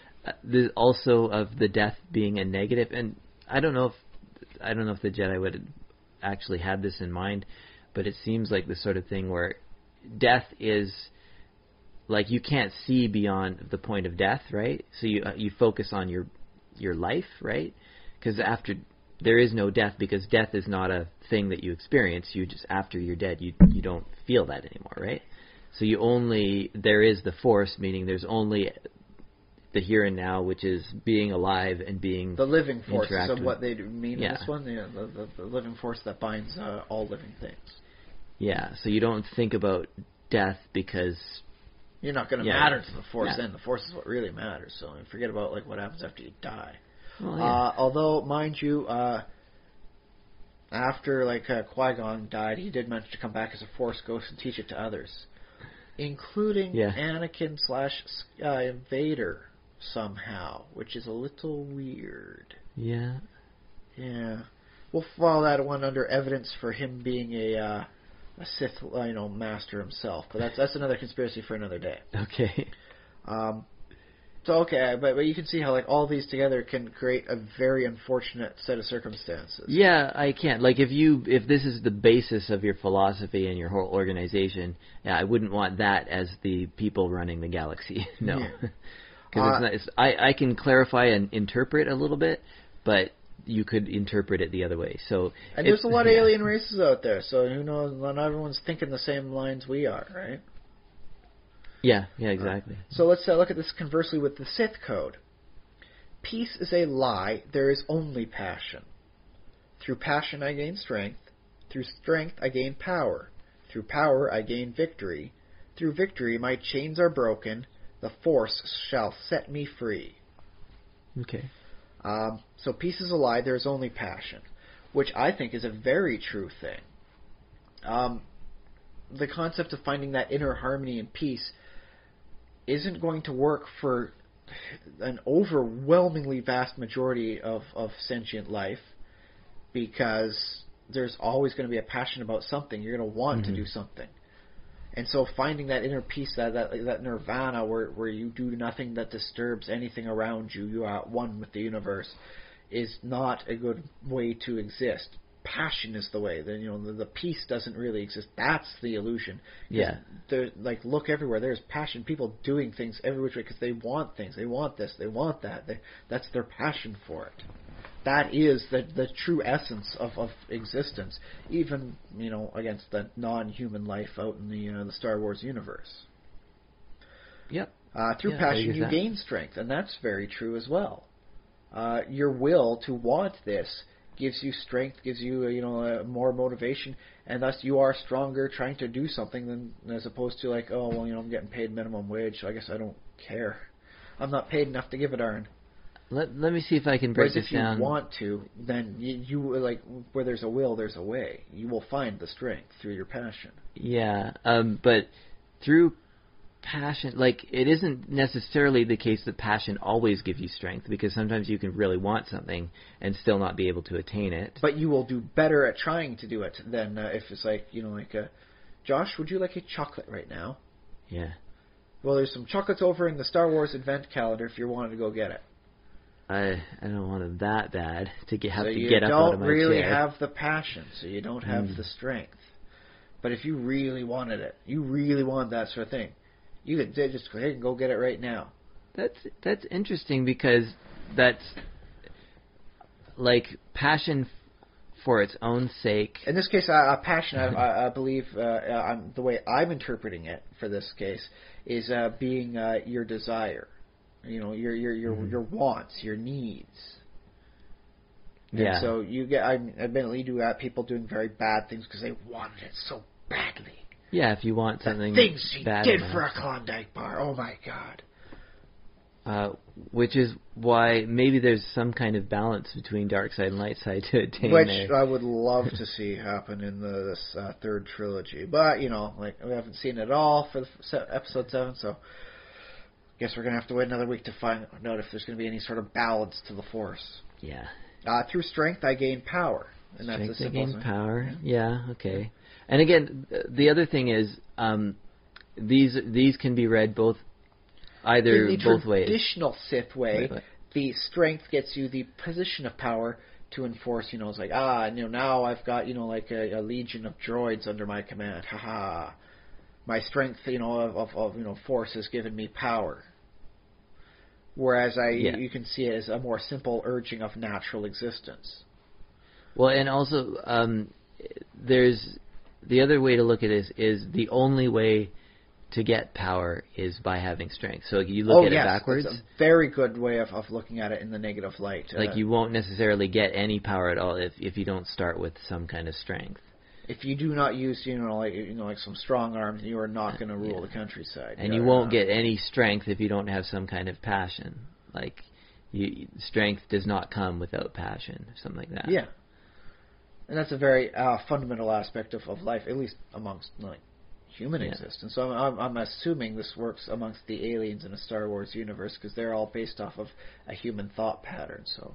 Yeah. Well, hang on. Like, I don't think I can think of an example of a person or a character who has, let's say, power without first having strength. Right? I mean, I guess you can be a princeling or something and be born into it.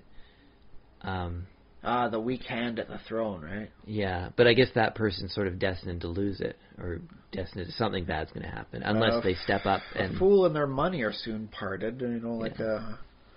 I guess like the passionless, and the power is soon to be parted as well. Yeah. All right. Through power, I gain victory. Yeah, well, that's a bit loosely defined. It's like victory. I guess they're sort of assuming that victory means a certain thing for them. Traditional Sith one would be like, okay, now I have the position of power, so I gain victory. My will is being enforced amongst the area. People are forced to obey me. Aha, victory. Yeah. As opposed to victory is like, I wanted that chocolate so bad, now I got it. Victory. Okay, yeah, so victory means achieving my goal. Yeah, your of goal whatever should be it was. achieved. Okay, what is it? Through power I achieve Through victory? power you gain victory. Okay. Or I gain victory, is what it says. Okay. Through victory, my chains are broken. And this is the one that really struck home to me, as the concept of the Sith being a decent, potential force. Mm-hmm. Because historically, there's been a lot of people in chains.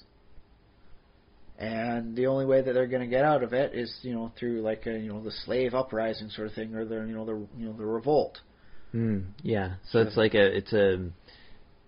which leads up to the last line: "The Force shall set me free." In which case, you can interpret the whole thing as the Sith aren't just this whole oppressive, we will rule the universe. It's like, no, the path of the Sith is for the person who wants to walk their own path in life, not the person who wants to be shackled to, we'll say in this case, a 9-to-5 job. They do not want to become a slave, working in the salt mines of whatever planet off in the middle of who's it, what's it sector. This is the path of the free rebel, the one who must walk his own path, and the one who will not be fettered by those of others and the will of others. This is for the lone wolf sort of thing. Yeah, I mean, that feels like a bit of a contradiction to me, because we talked about, having passion and wanting things. And freedom is a nice one. Well, wanting freedom. But at the same time, I guess this is an old Buddhist philosophy, in that having desires and attachments is actually what chains you and what connects you to the universe, which, if you're trying to achieve nirvana, which is sort of freedom, you actually leave the things of, the earth. You become unfettered. The physical universe, you no longer care about those things, so there isn't passion. So the way to freedom is But then you're not really dispassion. living in part of the universe. You're just, in harmony with it. You're as passive as the rocks. The rocks are very much in harmony with the universe, but they don't do very much good in the universe, do they? Yeah, but I guess it's a different definition of freedom, in that it means free to sort of manipulate and rule over the universe. That's how the Sith are traditionally interpreted as. So that's what they're the Force setting them free to do. But you can see how this could be a very much a it does not apply to me as a Sith order, but it applies to me as I want to be an individual that is not held down by traditions, like this, or by the rules and regulations of some autocrat on a planet far away in a different star system altogether. Yeah. Well, yeah, and I was saying earlier, it's like Nietzschean. It's like being the Übermensch. It's being that, I have to find a copy of this code in German, is what you're saying? Yeah, maybe. Boy, wouldn't that be nice to start screaming out down the road? Because it's not clear that whether the Sith doctrine. I think it's intended. The Sith doctrine is intended for an individual to use it to gain themselves as much power as possible. It's not really for a whole society. It's not a guiding principle for organizing society. But then again, as we talked about with the Jedi, neither is that. It's also it's sort of monkish philosophy, sort of designed for the elites. And so, this elite thing is why you could definitely see the Jedi Order being bad for the average person in the galaxy. It's very much meant for only those who can strive and attain that higher order of existence. And, if they're, with big political sway, then of course they're going to try and have that happen so that others will try and do that sort of thing. They'll have big schools to try and get most people to do this whole thing, and then before you know it, they're trying to enforce their will, unintentionally or otherwise, on everyone around them, with their harmony and their serenity and their knowledge, but not in any positive way for the average person's existence. Yeah. And there's no progress, sort of thing in that sort of case. It's just stagnancy.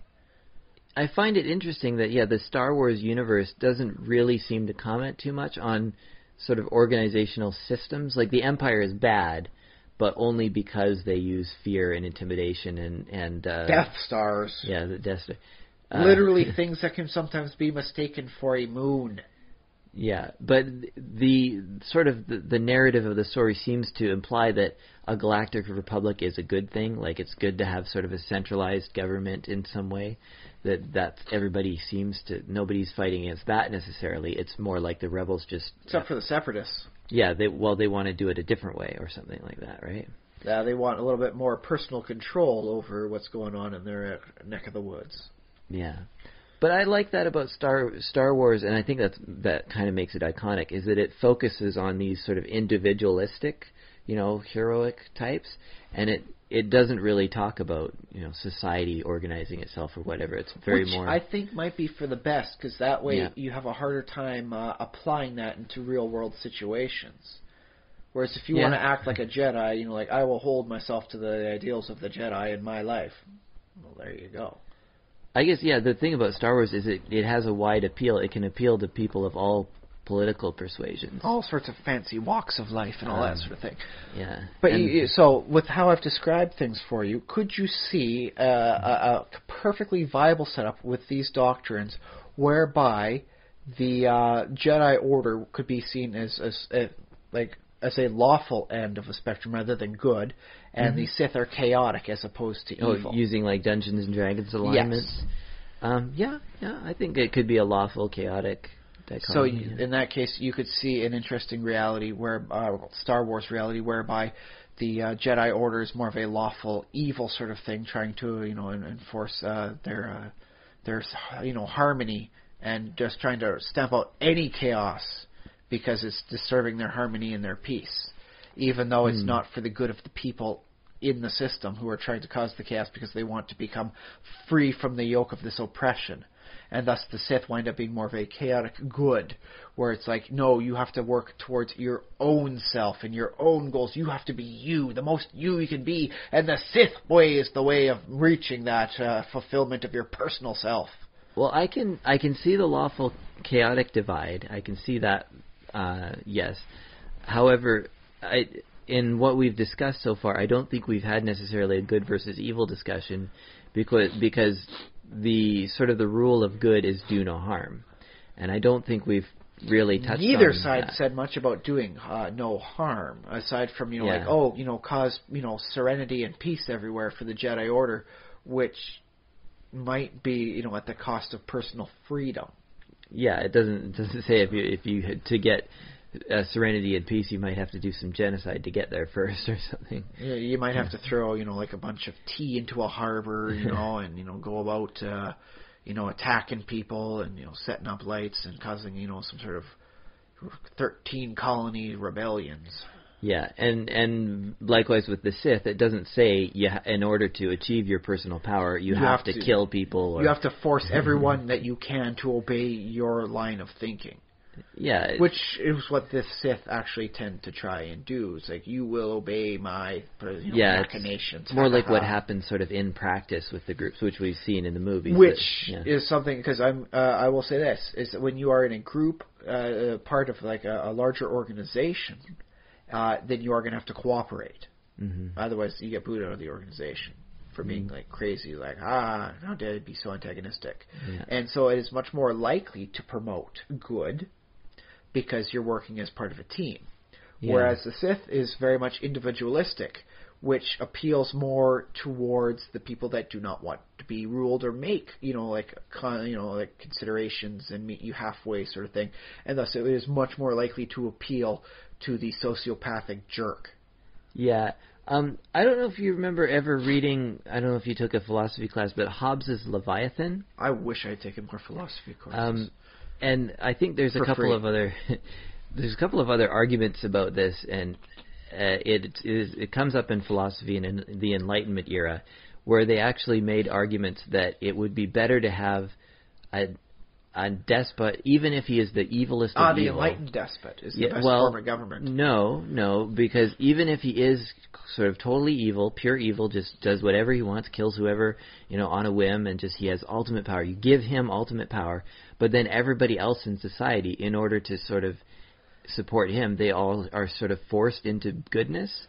So there's one evil guy who does a lot of evil really bad, but on the whole, the rest of the society stays in line because they're like, well, what else can we do? It could be seen as having like a magnetic pole forcing everything else into a harmonic alignment around it. Yeah. So this is the theory of why actually they used that theory for to support the idea of absolute monarchies. Like that was what Louis the 14th in France. He didn't necessarily do evil things, although he may have done a couple of evil things. Let's just not talk about the monarchy throughout history and whether or not they were good or evil. I think he was kind of essentially a good guy, like moral, and didn't just kill people on whims. But he believed in this theory of absolute monarchy because that was the political theory of the time, was that you do that. Now, the interesting thing for me is that I never took any philosophy courses, but I'm a biologist. I took a lot of biology courses, and thus community stuff actually comes up in an interesting amount. Oh, yeah. And so you get stuff where, with bats, like some bats, they'll feed their any other bat in the colony, irregardless of how related they are. And thus, if these bats, if they go 3 days without eating, they will die of starvation. They use up that much energy. It's like a 72-hour, and that's it. You're dead. Mm-hmm. And if you can't get any food the first night, some other bats will regurgitate some and give it to you. Second night, they'll do that. But on the third night, when it means your life, they will not feed you. You've given up too much resources, and the reason why they give back is like, oh, you haven't eaten tonight, and I had some, here, have a little bit of mine, is because when they miss out, they get some back. And so it's kind of like a communal banking thing. Mm-hmm. And by the time you get to the third night, it's like, well, dude, you are so overdrawn. I'm sorry, we're going to have to deny your loan of food. So sorry, and please drop down to the ground when you die peacefully. And so in that sort of case, you do have to learn a whole lot about working together as a group. Tragedy of the Commons, I think, is maybe the biggest example in biology. Mm-hmm. As having to trust everyone else to not abuse a resource for their own personal gain so that everyone can enjoy it.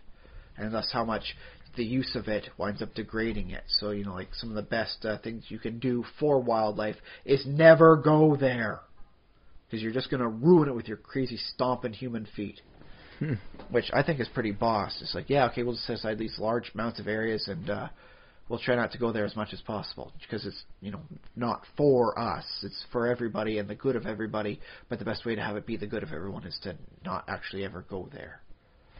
You will have to send somebody over there to check up every once in a while, just to do minimum damage, do a flyover, do some counting, populations, whatnot. Mm-hmm. Yeah. All right. But yeah, so I never did take the philosophy, although as a biologist I did have to learn something of communal philosophies. Yeah, sure. Okay, cool.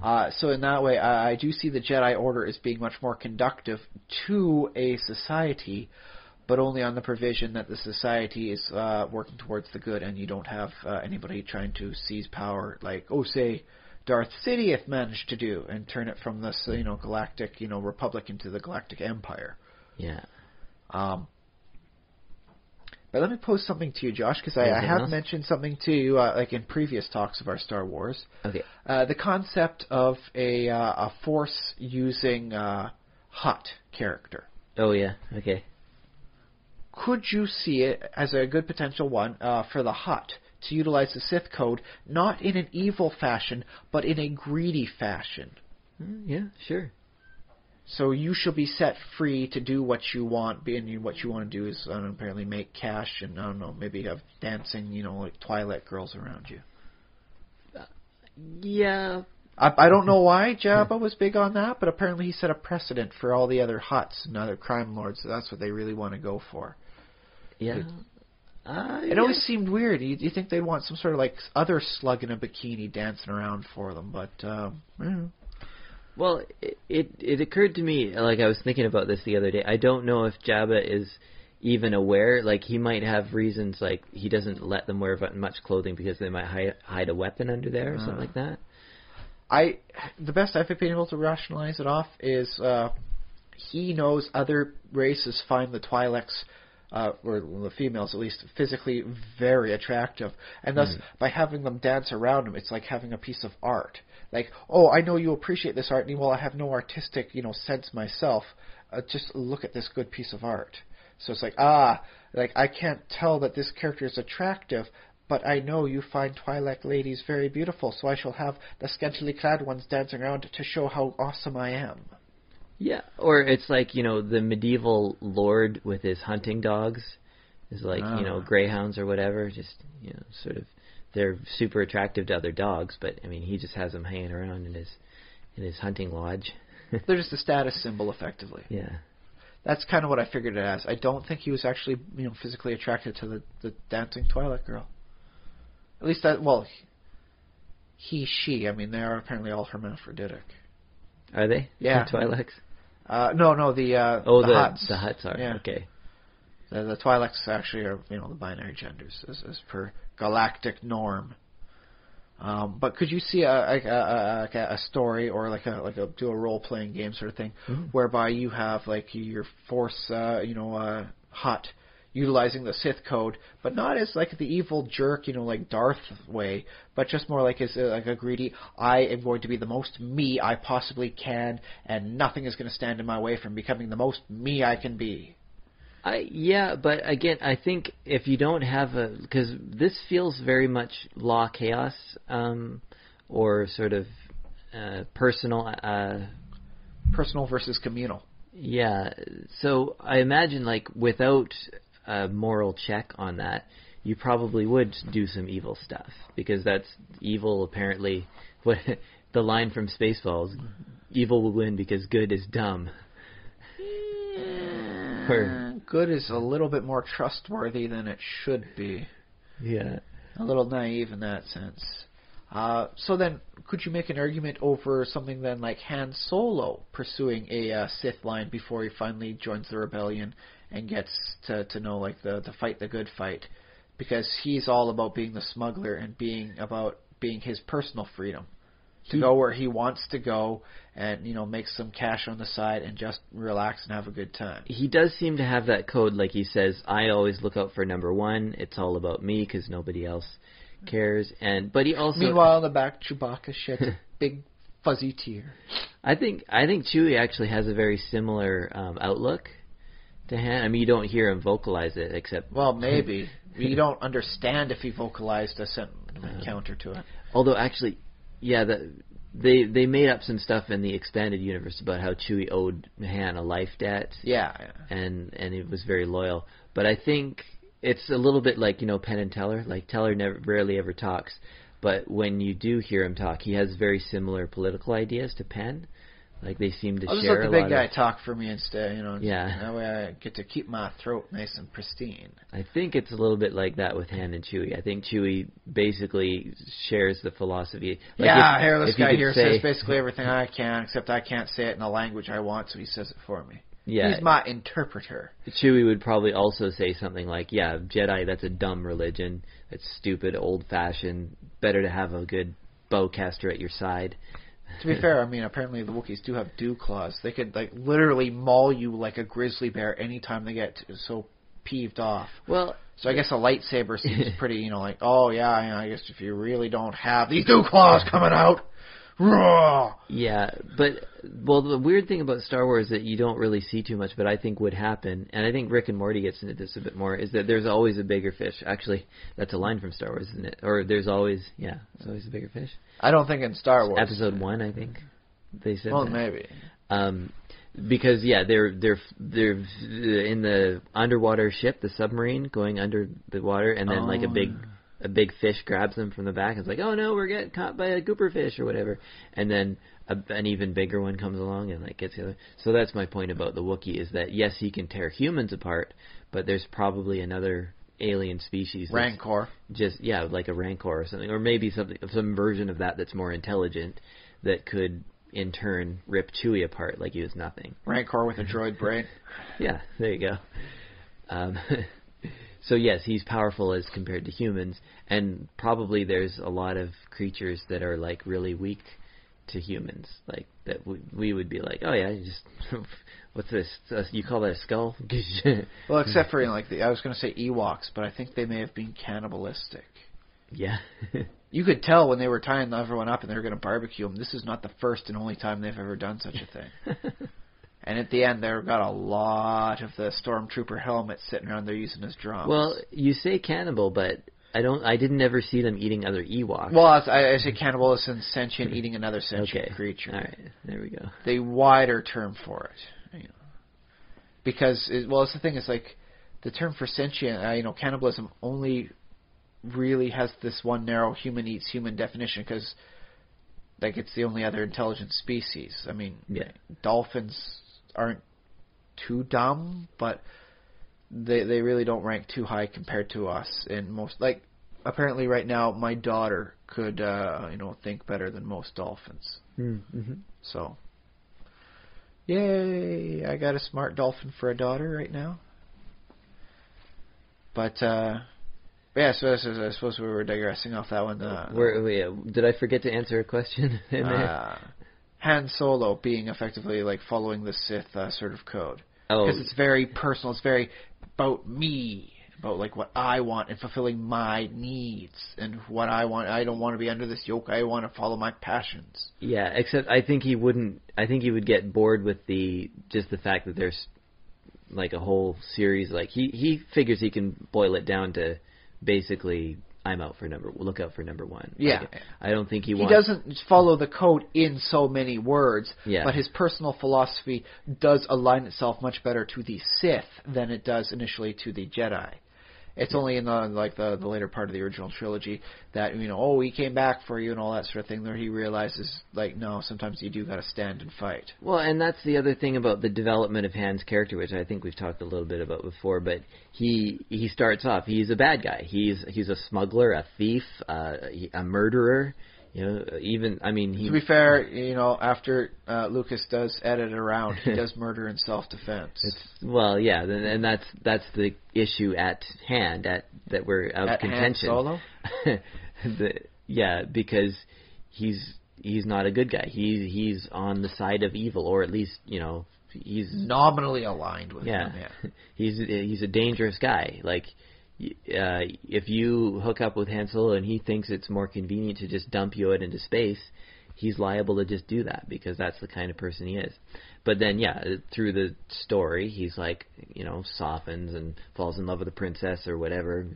And then, he comes back to save his friends because he makes some friends, and everybody sort of has that quality in them that human, they like other people and they make relationships. Unless they're sociopaths. Which is probably why he wouldn't work as having a code, because if he had like a strict code that he always stuck to, he'd be like, as he was flying away from probably the should battle, go rescue them, but hey, it's all about me. That's what it says on my code. He's like, off I go. Like, my heart is drawing me back to them, but I'll just go back to my code and recite it to myself. There is no passion. Well, there is passion? Yes. Yeah, if there was no passion, he's following the Jedi code. Yeah, okay. But yeah, sort of his code would be like, no, look out for me. Like, I've got, he's got riches. He left with, I don't know how, they never, it's not gold, right? They never mentioned what the actual riches are, do they? I'm just going to call it pressed latinum and just piss off a lot of Trekkies Star out there. Trek. Yeah. They don't show him, like, loading his ship up with, valuable... A nice big old chest full of doubloons or anything like that. No. But yeah, I think we assume he gets paid. Yeah. That's why he leaves. Yeah. And then, assume you'll be leaving now that you've been paid. Yeah. Sort of line, yeah. So in that case, you've raised an interesting perspective. Is that I've been arguing that the Sith could be good through their code, as the Jedi could be oppressive through their code, and you've raised the point that Han Solo's not having a defined code is actually the best because it allows you to make more changes to it. Maybe, yeah. So that winds up being our ultimate line for settling everything down. Is it really doesn't matter what code you have. Not having a strictly defined code actually benefits you better because you're easier changed. Well, and when you grow as a person, perhaps this betrays my bias because, like, I don't subscribe to any real world religion. So I guess, like, that's how I feel. I don't feel that religion does anything helpful to us. I do think they're good teaching aids, but I wouldn't, maybe, they have good stories and fables, which can maybe sometimes help you learn something. I don't put much more faith in the Bible than I do most of the classroom textbooks I still have on my shelves. Yeah, but yeah, I believe in, I appreciate knowledge. I like learning about, things, and I like stories, so...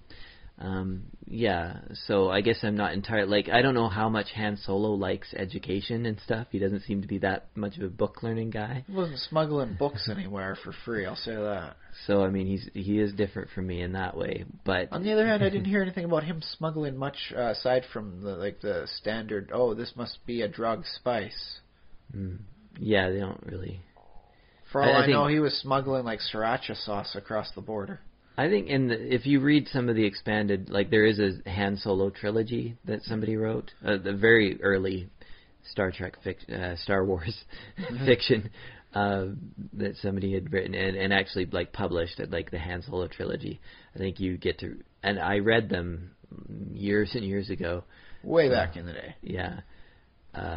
You get to learn a few more of the things that he smuggles, and I think it's pretty much anything. It's like from human cargo to like spices to drugs, explosives, ammunition. I will say this: I did do some looking up on what counts as smuggling in the Star Wars universe, and apparently it could just be stuff like it's perfectly legal merchandise. It's just not taxed, like smuggling in tax-free smokes across the Canadian-U.S. border and all that sort of thing. Yeah. So, sometimes being a smuggler is just like people don't want to have to pay the tariffs going into the system, so here's your bootleg electronics. In which case it's not as bad as like, dude, I'm a smuggler, it must be, horribly addictive, like cocaine-like spice. So, hooray! It doesn't necessarily need to be that bad just because you're sure, yeah, he doesn't have to be a bad drug dealer. Yeah. So, just a nice thing is just because you think that, Han Solo had to be bad because, he was a smuggler. Could just mean, he was like, I don't want to have to pay, copyright law stuff on this because, the information demands to be free. In which case he follows the good side of the Sith law. So. Yeah. So, but have I been able to convince you that you could have somebody that follows Sith dogma and still be not a bad, evil person, just a very self-interested person? Well, which ultimately is, I guess, leading to the horrible part of the dark side. I will say this, not on its own. I don't think either code is sufficient in itself Like I don't, and this is probably the problem with both codes and why the Jedi is corrupt or that people don't like it, is because they rely on this very narrow code and it doesn't have a provision about do no harm, which I think is more important. To be fair, they are in a universe where harm does seem to be very prevalent. Yeah, and how about minimize harm done? Could you meet halfway? Do no more harm than is absolutely necessary. Yeah, I'd agree with that. I'd say when possible, don't do harm. Yeah. You know what though? I'm going to say this. This is my final bit about it. Okay. From the perspective of the droids, who in the Star Wars universe are basically slaves, and nobody seems to care about this.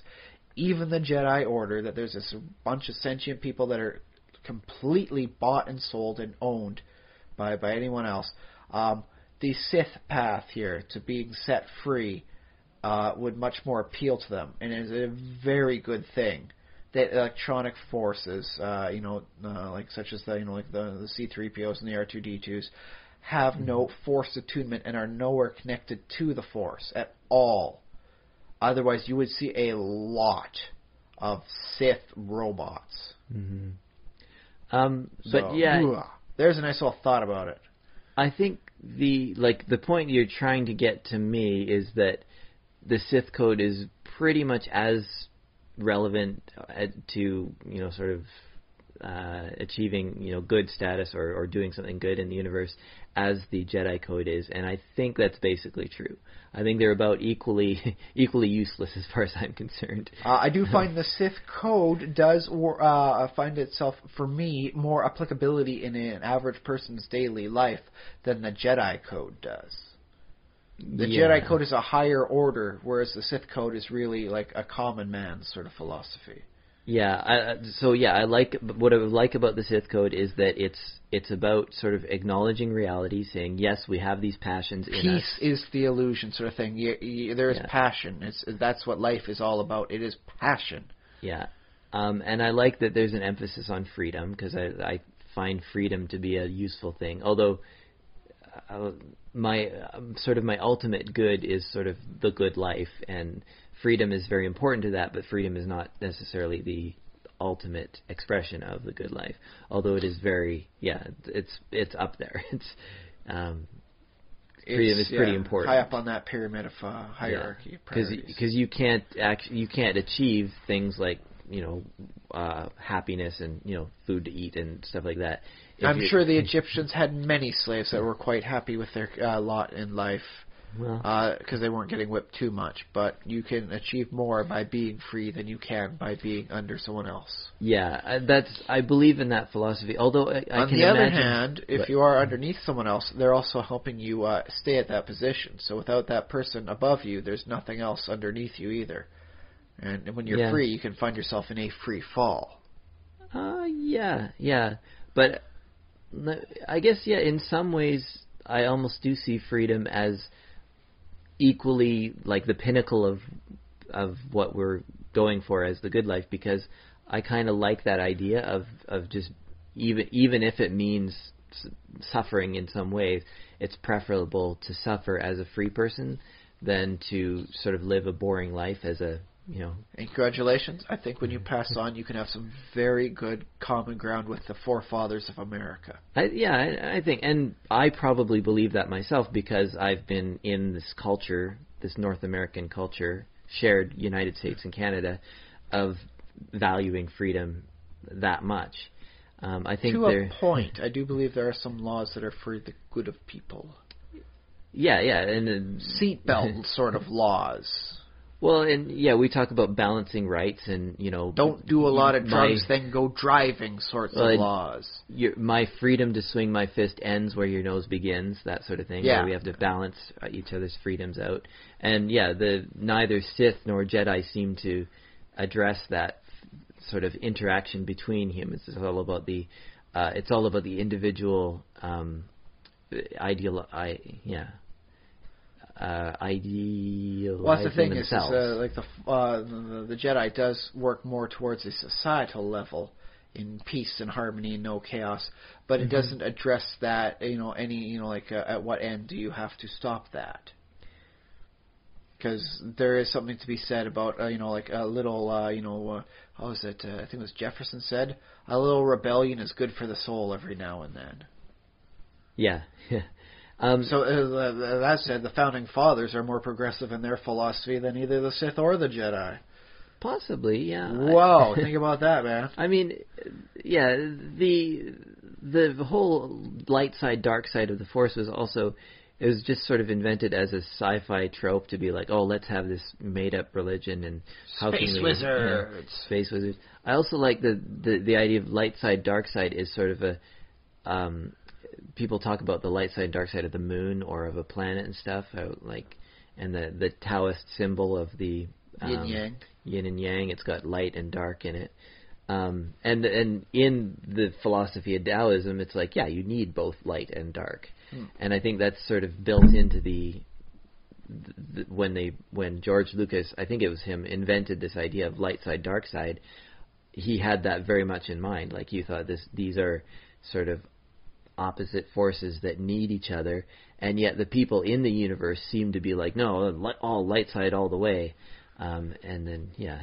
Because who wants to side with the dark side, it sounds kind of evil.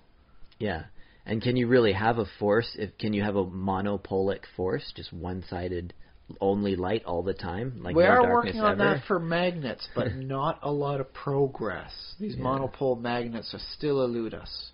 Yeah, and I think the idea in Return of the Jedi, I think there was supposed to be a little bit of that in Luke, was that he kind of learned a little bit, like he had a little bit of dark side in him at the end, and he learned to control at it. least a few dark side points if you're going to use the Star Wars mechanic systems. Yeah, so I think that was the lesson we were supposed to get out of Episode 4, 5, 6, was that, Luke had to find a balance. And then Episode 1, 2, 3, I don't know, it's something else. Like the balance, bringing balance to the Force came up again, and it's like, really, balance to the Force? Like, doesn't that your bring side, any bells to you? is like around the entire galaxy, and you are heavily involved in politics. The other side is a legend relegated to, I don't believe it exists, and you want to bring balance on those, and you think that's going to help you in any way? Yeah. Oh, can I? I guess we're going over time. Okay, just a little bit. Right? But okay. Can I bring up one more theory? Okay. I came up with I don't know how true this might have been, but it occurred to me talking about Star Wars Episode IV, A New Hope. That movie was created sort of to be its own, like a standalone movie. They weren't necessarily going to do the other movies if it didn't do well. Bombing, yeah. And when George Lucas was writing this, he created this universe that it was a mix of fantasy and sci-fi. Like, at some point, Luke Skywalker was going to be a dwarf. I can't remember the name he had for it. He had a different name. Starkiller. Starkiller? Okay. Oh, yeah, and he was going to be a dwarf. So this was more of a fantasy world, like within stars and stuff. And then it sort of evolved into this world where technology had been really awesome in the past, and they had, light swords from 1,000 years ago and stuff. And then it had declined, right? We talk about Star Wars being that sort of decay of the society. Apostatic technological society. Yeah. You can go from one edge of the universe or of the galaxy to the other, but you are literally cannot find a repairman who doesn't get rid of that vertical hole or that horizontal hold problem on your holograms. You just keep on cycling through. Yeah. So it's got this feel of, it used to be this awesome. Maybe there was at one point, this burgeoning society, but sort of in decline. And then it occurred to me, and now this is completely fan theory. Maybe somebody else has had this idea too, but that the Force could be some sort of uber technology, a little bit like, do you know how Tesla electrified? He had the plan to electrify the entire atmosphere and provide power to the entire planet. It conceptually could work, but it would completely ruin anything like the resistor. So modern electronics would be just completely incompatible with Tesla tech. Right, but we might have something different or something. But my idea for the Force was that maybe it was like something that somebody turned on at some point, and like for the entire galaxy, there's like a generator. Initialize force.exe start. And it's like a, subatomic, like, the Higgs field or something like that, sort of very tiny particles that are everywhere, but we don't really normally detect them, except that with force technology, they do like nanobots, which they renamed midichlorians. And because at that level, there's not much difference between sort of synthetic and biological life, because it's just, they're just molecules and atoms and stuff, and you just put it together, and okay, that's a midichlorian, and it's technically a robot, but it's it's nanotechnology, so it's okay. Here's my notion. Okay, don't apply that theory to Star Wars. Make up your own story whereby some past civilization has made that happen. They're still exerting their will over the present day through these nanobots all over the place. Yeah. Okay. Make that your own story, because I think that's a pretty close one, yeah. But that may have been at some point in the back of George Lucas's mind when he thinks of the Force, because it's sort of, a lot of the other technological items in it are sort of, and the pseudo-magical, like the lightsaber, is like relics of an ancient era. So the Force itself could be a technological... To be fair, the lightsaber is still able to be created in there. It's just incredibly stupidly dangerous to wield because of its high... damage sort of thing and lack of protection. Yeah.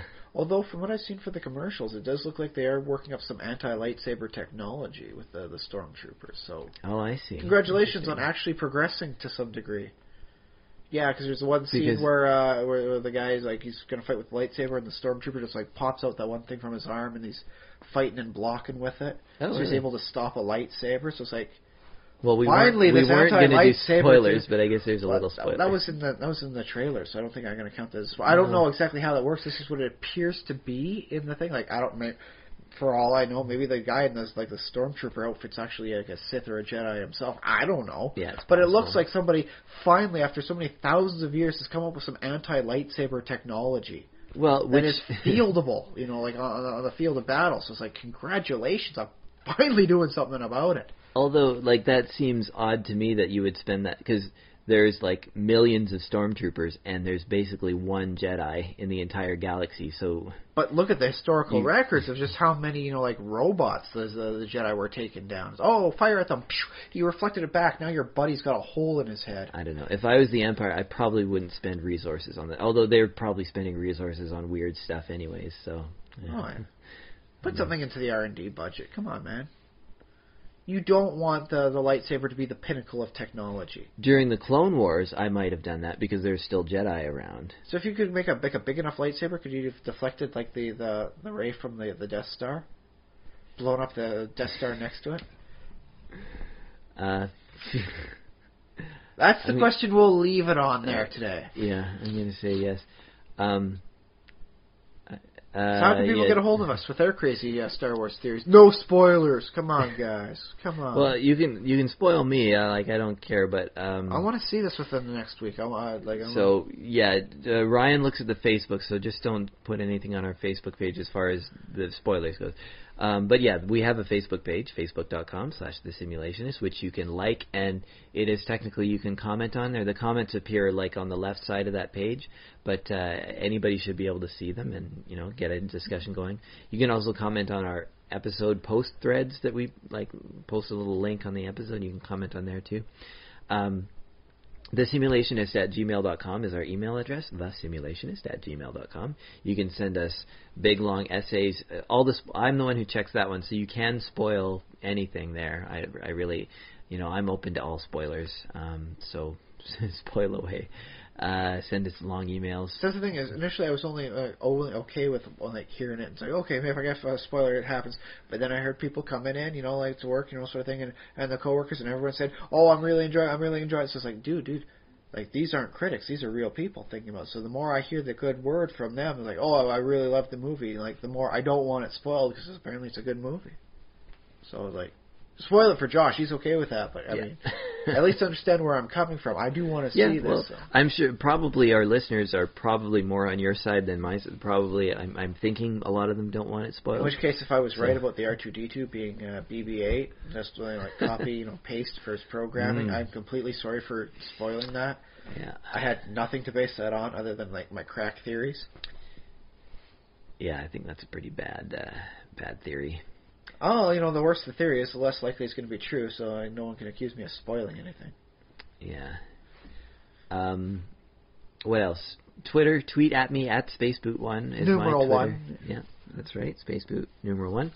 And I think that's tell a friend.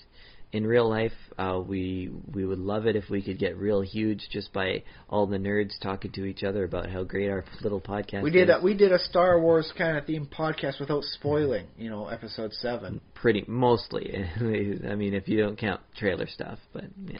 Well, I mean, I think everyone saw the trailer. I mean, it basically brought down the internet for a day, didn't it? There are people who are, I guess these are the extremes, so they're probably not too many, but there are people who are going to the length of not even watching trailers because they don't want it spoiled.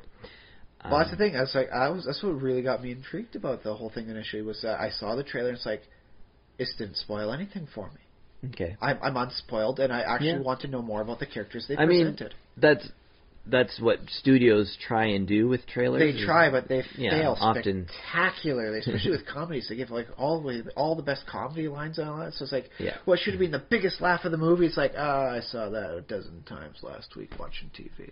Yeah, but the uber fans, or the people who really don't want to get spoiled, those people are avoiding the trailers just in the off chance. If they're that big a fan, wouldn't they have seen it like the midnight showing though, just to make certain? Probably a lot of them did, yeah. But I'm just saying these people are out there. I'm just there's a range. The hard working, Uber fans that just don't get a chance to watch it until like a week later. Yeah.